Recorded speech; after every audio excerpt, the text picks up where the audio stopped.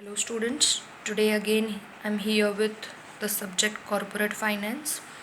We are solving practical problems of financial analysis, right? Uh, till now we have solved I think problem number 20, problem number 22, problem number 23 was homework for you.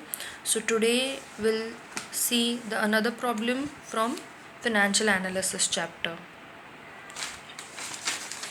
I have taken problem number 21 for today. Let's see the problem first. The following information relates to N Limited for the year ending 31st March 2014. Fixed asset to sales ratio is 1:2. Here is a printing mistake. Just correct it. Fixed asset to sales ratio is 1:2. The next ratio is current ratio. It is 2.5:1. Then liquid ratio 1.4:1. Now we know the formula for liquid ratio. It is liquid assets upon liquid liabilities, but they have already given the formula, which is liquid assets divided by current liabilities. Now they are saying liquid assets upon current liabilities, which means all the liquid liabilities will be your current liabilities. Again, you can say that there is no non-quick liability in the problem. All the liabilities are non-quick liabilities and current liabilities. Then they have given debtors turnover ratio, it is 12 times. Then debt, that is long term equity ratio, you can say debt equity ratio. Here is again a mistake. The ratio is 2:1. Debt equity ratio is 2:1, which means debt is your long term loan, or you can say your borrowed fund. Equity ratio will be your equity holders fund. What comes under equity holders fund? Equity capital and reserves and surplus, right? So your debt equity ratio is 2:1. What next they have given? Here you can see current assets to fixed ratio is 1:3. If your current assets are 1, your fixed asset will be 3. Then working capital amount is given. It's 15 lakhs. Then assume all sales are on credit. So all the sales are on credit basis. There are no cash sales. Then calculate the following. Number 1, current assets. Then total assets, sales, debtors, inventory, net worth, long term debt, and cash and bank balance. Okay, so 8 things we have to calculate. Now we'll begin with the solution. See, the very first thing they have asked is current assets. Now we know current ratio they have given in the problem is 2.5:1, right? And our formula for the ratio is current assets upon current liabilities, but we don't know about current assets and yet we don't know about our current liabilities. But we can say that we know current asset minus current liability is our working capital, and working capital amount is given in the problem. Our working capital is 15 lakhs, so we can use this equation. Earlier also we have used same type of equation to solve current assets, right? So we can say current assets minus current liability is our working capital. This is first equation, right? Now current asset we can write as this ratio is 2.5:1. So this is our current asset and this is our current liability. So we can say current asset is 2.5x minus 1x current liability equals 15 lakhs. Now 2.5x minus 1x will be 1.5x. 15 lakhs will come here. Now x will be 15 lakhs divided by this 1.5. So x will be 10 lakhs. Now we here said 2.5x was our current asset and 1x was our current liability. So we can write as current asset equals 2.5x equals this 2.5 multiplied by x value is 10 lakhs. So 2.5 multiplied by 10 lakhs will be 25 lakhs, and our current liability was 1x. So this 1 multiplied by x value 10 lakhs, 1 multiplied by 10 lakhs will be 10 lakhs. They have asked for current asset, right? So we got first figure, current asset. Our current assets are 25 lakhs. Now next what they have asked is total asset. You can see total assets. Now we know that our fixed asset plus current assets are total assets. We can try for another formula also, but nothing more is given about total assets or any assets in the problem, right? So we have current assets, so we can say that we know that total assets is fixed asset plus current asset, so we can use this equation also. Now total assets we have to find out, fixed asset we don't know about fixed asset yet, and plus current asset. Now we know the current asset value. Current assets are 25 lakhs, so we can say we have to find first fixed assets. We know current assets are 25 lakhs. So in the problem they have said current assets to fixed asset ratio is 1:3. So we can say if our current assets are 1, our fixed assets are 3. So here current assets to fixed asset is 1:3. It is given in the problem. We can write it as current assets at numerator and fixed assets at denominator. So current assets divide by current assets divide by fixed asset, which is 1:3. So 1/3. Now current assets divided by fixed asset equals 1/3. Now we know current asset value, it is 25 lakhs. We don't know fixed asset, so fixed asset will come as it is, then 1/3. Now we can cross multiply it. 25 lakhs multiplied by 3 equals fixed asset into 1. So your fixed asset will be 25 lakhs multiplied by 3, 75 lakhs. So here they were saying current assets to fixed asset was 1:3. You can see current assets 1, current assets 25 lakhs, fixed asset 3 times, so 25 3s are 75, right? So our fixed assets are 75, 1:3. Now fixed asset plus current assets were total assets, right? So fixed asset 75 lakhs plus current asset 25 lakhs equals 75 plus 25, 1 crore. So our total assets are 1 crore. I hope you understood. Now third thing, they have asked to calculate sales value. Now sales we have to find out.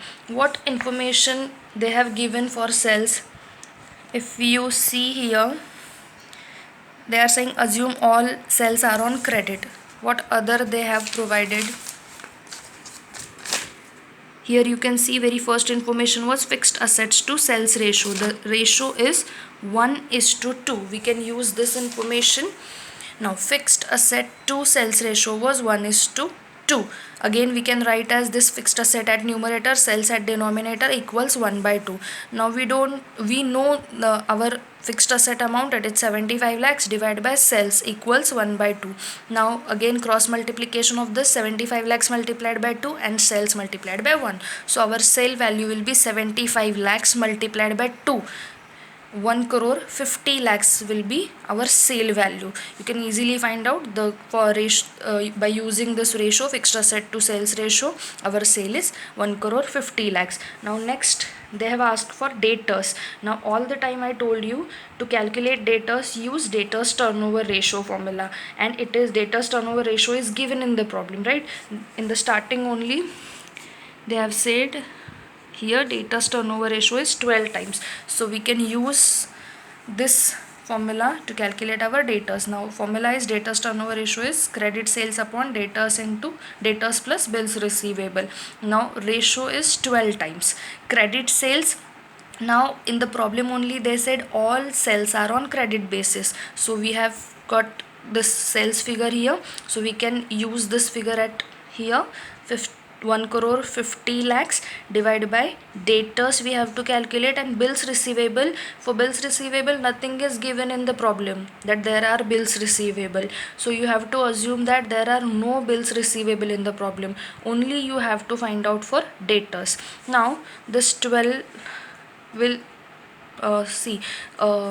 this 12 will come here and your debtors will come here. So debtors equals this 1 crore 50 lakhs divided by 12. So debtors will be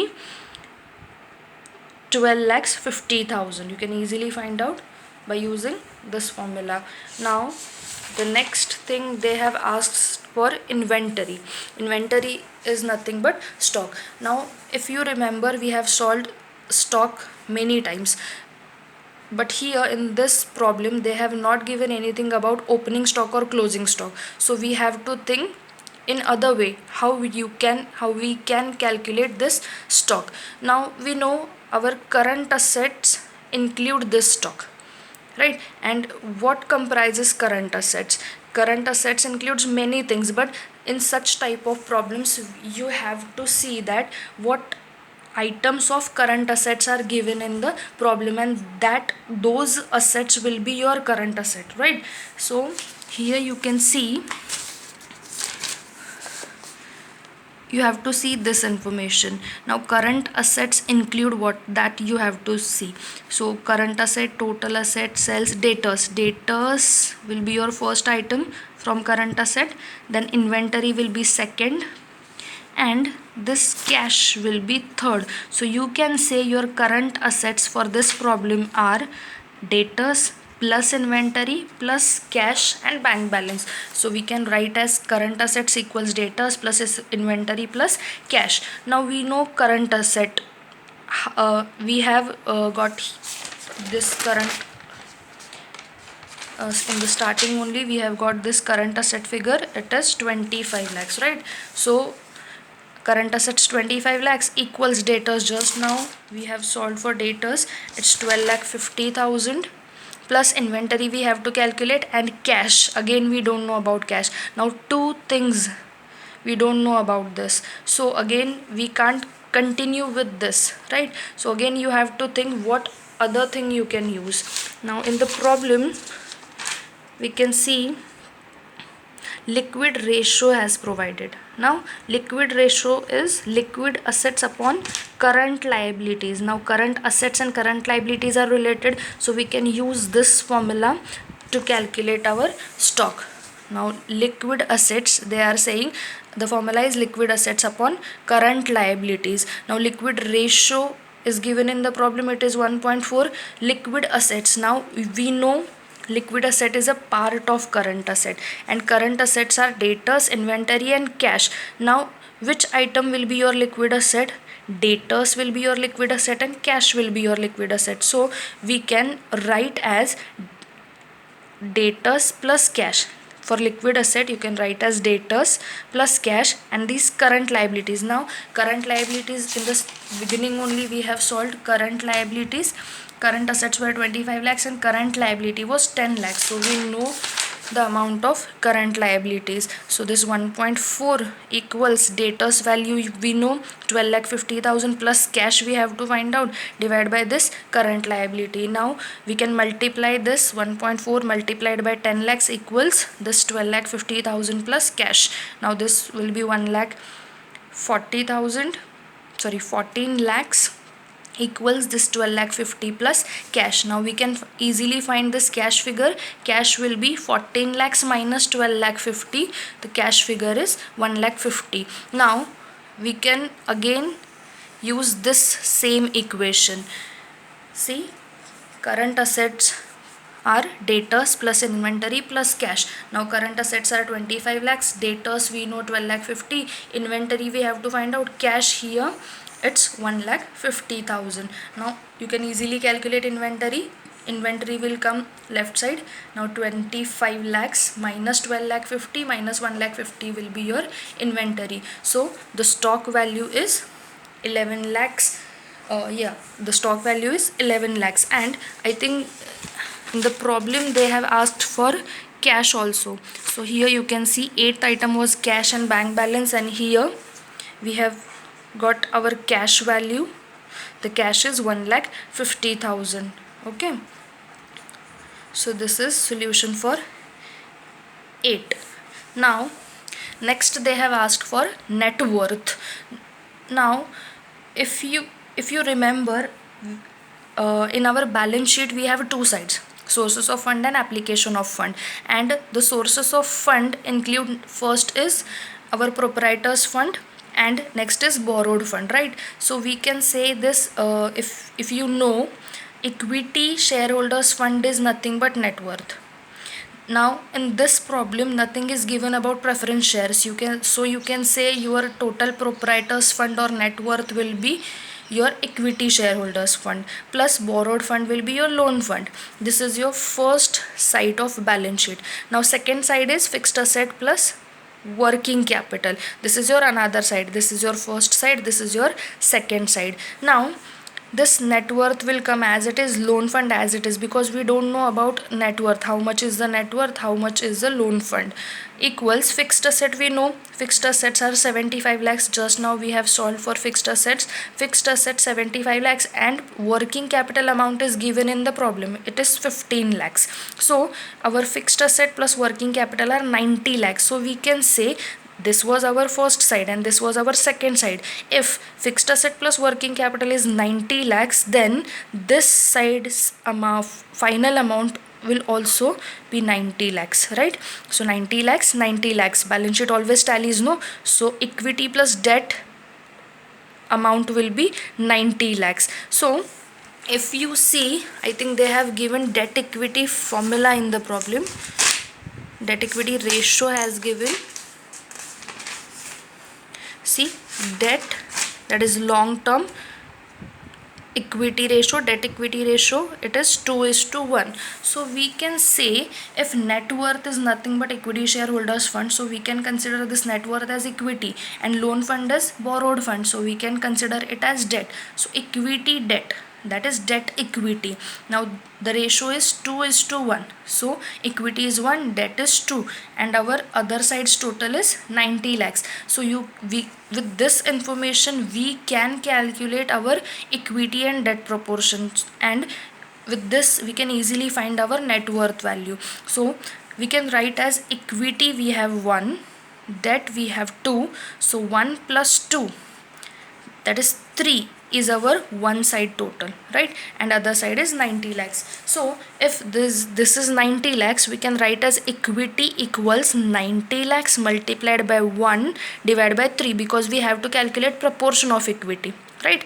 So 90 lakhs multiplied by 1 divided by 3 will be 30 lakhs, and again 90 lakhs multiplied by this 2 divided by 3 will be 60 lakhs. So our equity is 30 lakhs and debt is 60 lakhs. So you can say if equity is your net worth, so your net worth value will be 30 lakhs and your debt fund, that is loan fund, value will be 60 lakhs. I hope you understand.